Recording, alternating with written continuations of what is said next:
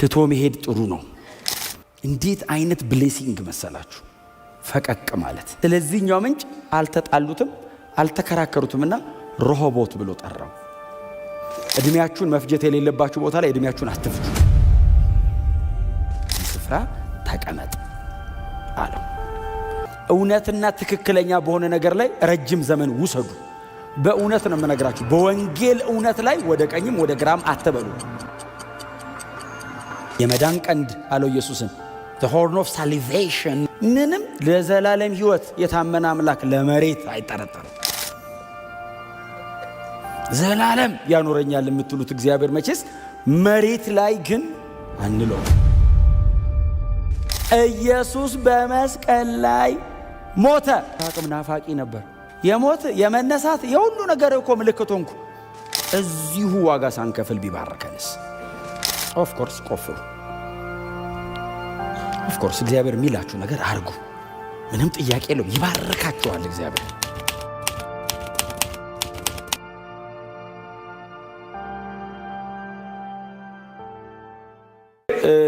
በጣም የታመነ አምላክ ነው አምላካችን እግዚአብሔር። በጣም የታመነ አምላክ ነው። አስቀድሞ የሚገባውን ቃል አስቀድሞ የሚገባውን ኪዳን እግዚአብሔር ለሚቀጥለው ትውልድ ለሚቀጥለውም በዚያ ኪዳን በገባበት በኩል ላለው ዘር እግዚአብሔር ጠብቆ ይቀጥላል።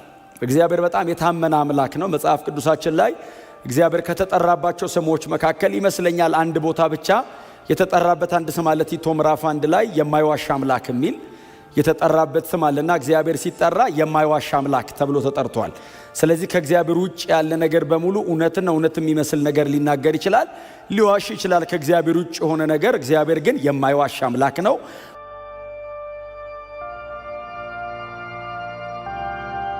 እግዚአብሔር ቃል ይግባ፣ እግዚአብሔር ኪዳን ያድርግ እንጂ ያንን ኪዳን ለገባለትም ሰው ለሚቀጥለውም ትውልዱ ጠብቆ ይቀጥላል። መዝሙር 105 ቁጥር 9 ላይ እግዚአብሔር ለአብርሃም ያደረገውን ለይስሐቅም የማለውን ደግሞ አንድ አይነት ጉዳይ በተለያየ ተርም ነው የተቀመጠው። እግዚአብሔር አስቀድሞ ለገባው ነገር የታመነ ነው ክፍሉ። ለአብርሃም አድርጓል፣ ለይስሐቅም ደግሞ ምሎለታል። ምንድነው እግዚአብሔር የማለለት? ቀድሞ ለአባቱ ለአብርሃም የተናገረውን ለአብርሃም የተናገረው ነገር ለአብርሃም ብቻ አይደለም፣ ለይስሐቅም ነው፣ ለያዕቆብም ነው፣ ለምድር ህዝቦች ሁሉ ነው። ቀጥሎስ ባንተና ቀጥሎ ለምድር ህዝቦች ሁሉ በረከት ሆናል። ኤቭሪ ፋሚሊ ማለት ነው። የትኛውም በምድር ላይ ያለ ቤተሰብ ባንተ የተባረከ ይሆናል ብሎ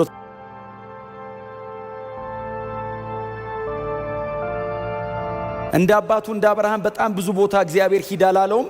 እንደ ያዕቆብም ደግሞ በጣም ብዙ ሾርት የተጠቀመ አይነት ሰው አይደለም እና መሃል ላይ ያለ በጣም የተረጋጋ አይነት ሰው ነው ይስሐቅ።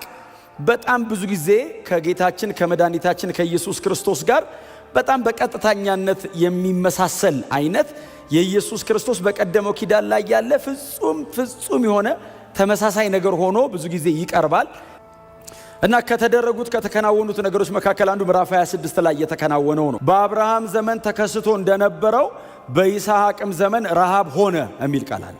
ተመሳሳይ ናቸው የተከሰቱት ረሃቦች። ሁለቴ ነው በአብርሃም ዘመን ረሃብ የተከሰተው እና ለሁለቱ ለተከሰቱ ረሃቦች አብርሃም የወሰደው እርምጃ አለ እና አባቱ አብርሃም ሲያደርግ ያየውን አይነት እርምጃ ይስሐቅም ምዕራፍ 26 ላይ ለማድረግ ብድግ ብሏል።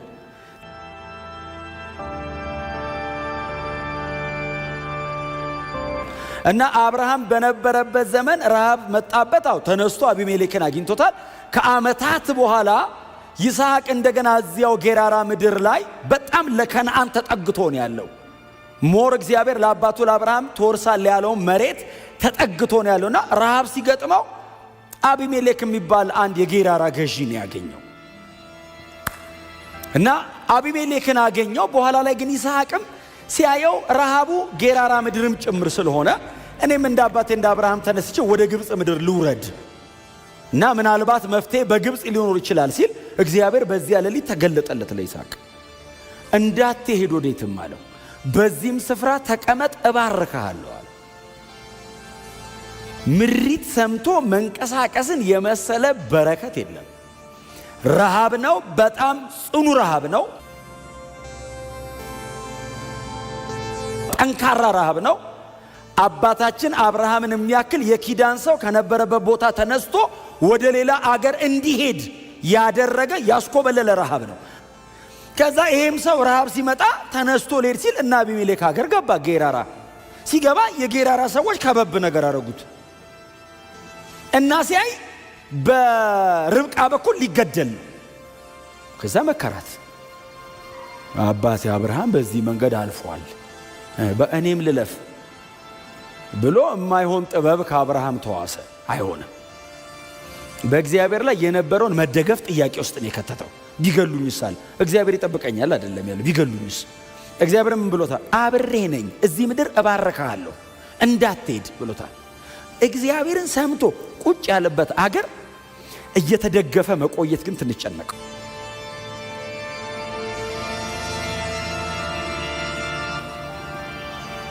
ማን ያውቃል? እግዚአብሔር ነገሩን የሚፈጸመው በዚህ መንገድም ሊሆን ይችላል። ስለዚህ አንቺም እህቱ ነኝ በይ። የአብርሃም ግማሽ እውነት ነው፣ የዚህኛው ምንም እውነት የለው። ከዛ እህቴ ናት አለ። እህቴ ናት ሲል እሺ አሉት። አልወሰዳትም። ባይዘው አቢሜሌክ ርብቃን አልወሰዳትም። እሺ ያለውና ከዛ አንድ ቀን ከለታት በአንድ ቀን አቢሜሌክ በመስኮት ሲያይ እንዴ አለ። ጠራው። አንተ አለ። ሚስትህ ናት እንዴ አለው። አዎ። ስለምን ታዲያ እህቴ ናት ብለህ እኛ ላይ ምን መቅሰፍት ልታመጣብን ነው? ከኛ መካከል አንዱ ቢወስዳትና ቢያገባትስ ኖሮ አምላክ እግዚአብሔር እኛ ሊቆጣን አልነበረ? ምን አለ? ትገሉኛላችሁ ብዬ ፈርቼ ነው አለ። ኖ አለ። ይስሐቅ ሕይወቱን ካስተካከለ ከተመለሰ በኋላ ዘርዘራ የሚል ቃላል። ይስሐቅ ወጣና ዘርዘር።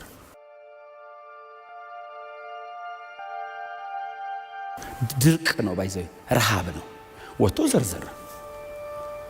መጽሐፍ እንደዚህ ይላል፣ እግዚአብሔርም ይስሐቅን ባረከው። ውሃ ከሰማይ በማይወርድበት ሰዓት ላይ፣ አገር በሙሉ በተራበበት ሰዓት ላይ ይስሐቅ ብዙ አፈራ ሳይሆን 100 እጥፍ አጨደ። በዚህ ጊዜ የጌራራ ሰዎች መጡና በለጥከናል እና ውጣ ከመሃላችን ሂድ፣ አሁንም መታደላው ሂድ። እግዚአብሔር ባርኮን የለየው። አሁን አቢሜሌክና ይስሐቅ ሲለያዩ ይስሐቅ ተነስቶ መጣ። አብርሃም ቆፍሮ የነበረበት አካባቢ መጣና አባቴ አብርሃም እዚህ አካባቢ ጉድጓዶች ቆፍሯል። ከነዚህ ውሃ ምንጮች ነው እየጠጣ እሱም ሎሌዎቹም ግመሎቹም እየጠጡ የኖሩት ከዚህ ነው። እኛ ምን ቆፍር አለና ይሄኛውስ አይዋጋም የኛ ነው አሉት።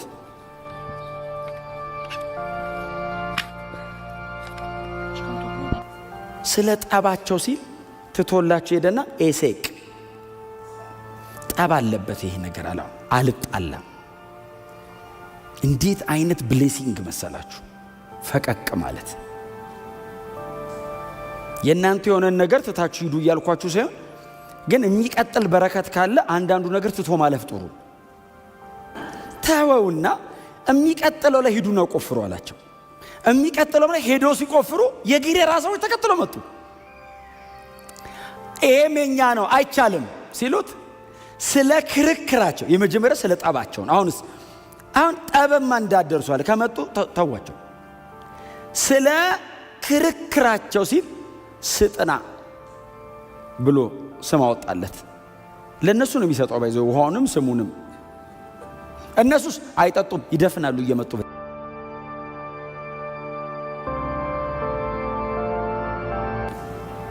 እና ዘጉበት። ሲዘጉበት ፈቀቅም በል አለ ይስሐቅ። ሞር እያስጠጉኝ ነው ወደ ተባለው እንደውም እየሄድኩ ነው። ትቶ መሄድ ጥሩ ነው። እድሜያችሁን መፍጀት የሌለባችሁ ቦታ ላይ እድሜያችሁን አትፍጁ። ትቶ ፈቀቅ አለ ይልና እስቲ እዛ ቆፍሩ። እዚህ ድረስ እንኳን አይመጡ፣ ኦልሬዲ ከግዛታቸው ወተናል። እዛ ጋር እስቲ ቆፍሩ ሲል ሄዱና ቆፈሩ። ሲቆፍሩ ሌላ ምንጭ አገኙ እና ምንጩን መጽሐፉ ሲነግረን እግዚአብሔር አሰፋልን አይደል ያለው፣ በምድርም ሁሉ እንበዛለን አለ። ስለዚህኛው ምንጭ አልተጣሉትም አልተከራከሩትምና ሮሆቦት ብሎ ጠራው። እግዚአብሔርም በዚያች ሌሊት ለይስሐቅ ድጋሚ ተገለጠለት። እግዚአብሔር እንደዚህ ያለው እኔ የአባትህ የአብርሃም አምላክ ነኝ።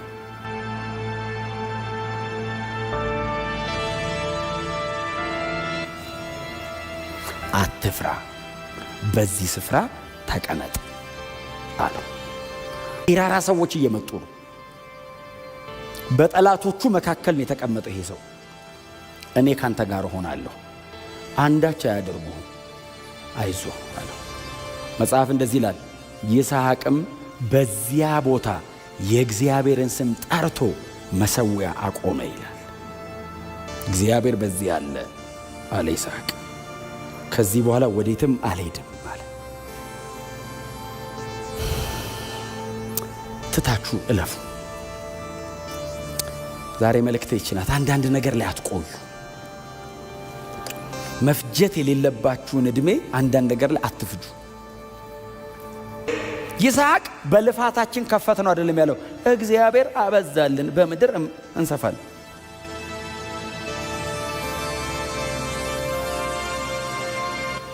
ቆፈረን አገኘን አይደለም ያሉት፣ የእግዚአብሔር ሥራ ነው አለ።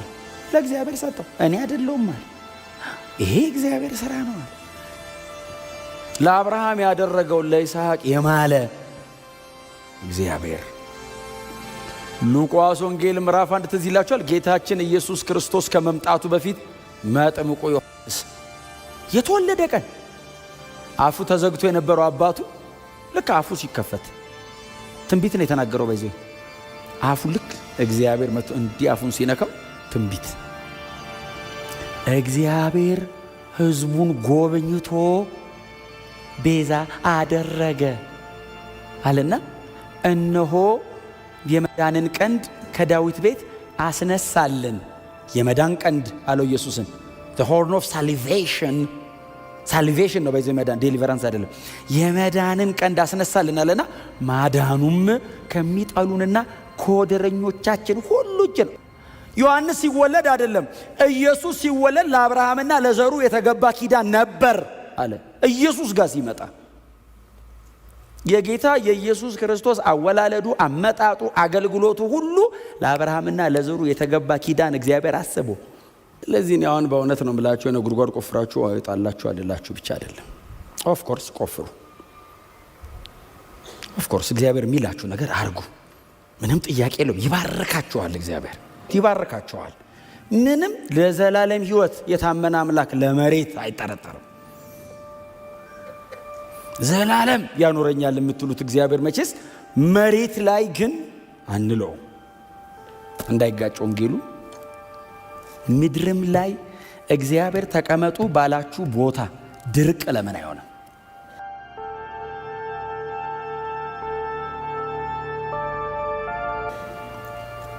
አገር እየተራበ ለምን አይሆንም? የማይሆን ቦታ ሄዳችሁ ነገሩን እግዚአብሔር ለበጎ ቀየረው እንጂ ነገሩማ ሲቃይ ነበር ከምንል ሳንሄድ እዚሁ ዋጋ ሳንከፍል ቢባርከንስ? ኪዳን አለ በእናንተ ሕይወት ላይ። አያችሁ እግዚአብሔር ይሄንን ሁሉ ሲሰራ ይሄው እንግዲህ ይሄው እኛ አሁን አያችሁ ያለቀ ትምህርት እጃችን ላይ ይዘናል። ይስሐቅ የክርስቶስ ምኑ ነው ካል ጠላውን እግዚአብሔር የሚላችሁ ነገር ላይ ቆዩ። እውነትና ትክክለኛ በሆነ ነገር ላይ ረጅም ዘመን ውሰዱ። በእውነት ነው የምነግራችሁ። በወንጌል እውነት ላይ ወደ ቀኝም ወደ ግራም አትበሉ። እኔም ዛሬ ስለ ይስሐቅ ብቻ ነግሬ አለቃችሁም። በመስቀል ላይ ያለ ምትክ የሞተልኝ ኢየሱስ ነው። እሱ እንዲሞት ምትክ አልነበረውም፣ የኔ ምትክ ነው እሱ።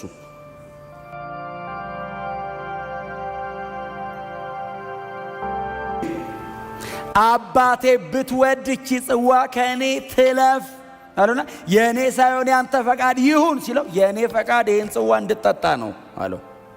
ኢየሱስ በመስቀል ላይ ሞተ። በይስሐቅ በኩል የተነገረው ተስፋ እግዚአብሔር የተናገረው ያ ተስፋ ከ2000 ዓመት በኋላ እውን ሆነ። እግዚአብሔር ቀራንዮ ራስ ቅል እዛ ደረቅ እንጨት ላይ አተመው። ይስሐቃው ምልክት ነህ፣ ምሳሌ ነህ።